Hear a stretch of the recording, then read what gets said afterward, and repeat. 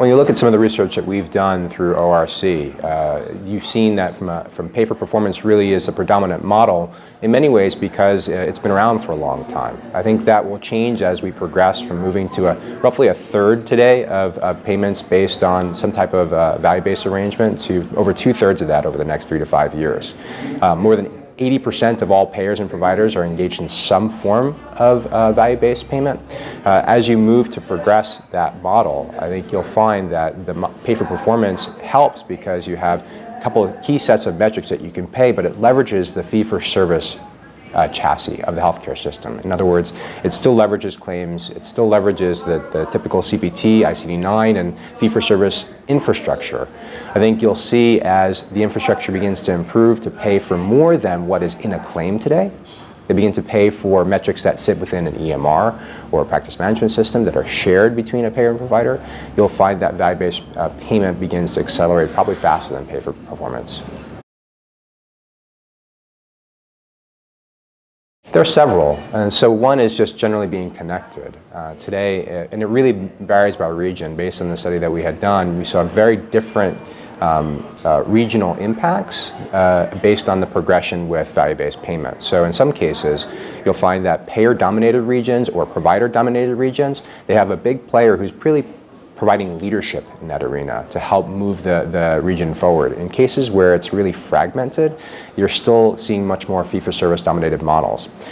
Connectivity is a key part of enabling those players, the payers and the providers, to be able to share data if you're going to pay based on value. You need data that shows value to pay based on value. And so that type of infrastructure is important. In addition, analytics. So good, strong analytics that take both claims data as well as clinical data and can demonstrate who are your best performers, be it your providers who are at the top tier or the providers who are at the lower tier. So good, strong analytics. Network infrastructure. As you move to a narrow network as a payer or participating in a narrow network as a provider, you need to be super clear and transparent about your role in that network. So network infrastructure tools are important. And I'd say payment and utilization tools. Payment perspective, you have to have systems as either a payer or provider that accommodate more than a fee-for-service model beyond just the state of the claim today. And most claim systems are legacy claim systems that have been around for 30 years that are very brittle and very expensive. On a provider side, you need to be able to have good, clear transparency around your revenue cycle. So if you're going to be engaging in all these different contracts, you need to be able to manage your payment in a way that's much more clear. And then finally, around utilization itself. We found that as you move to value-based payment models, utilization begins to decline, which is a good thing in some ways, but also if you're not appropriately managing your bottom line as a facility, that could be also hurting you. And so being able to have clarity in terms of the administrative costs to ensure that the payer who's doing utilization management or the provider who's doing utilization management, that in a way that is shared and automated and removes a lot of the people and the touches from the process. Value-based payment is going to be a journey, and there's obviously most of the systems and infrastructure today we have is based on fee-for-service.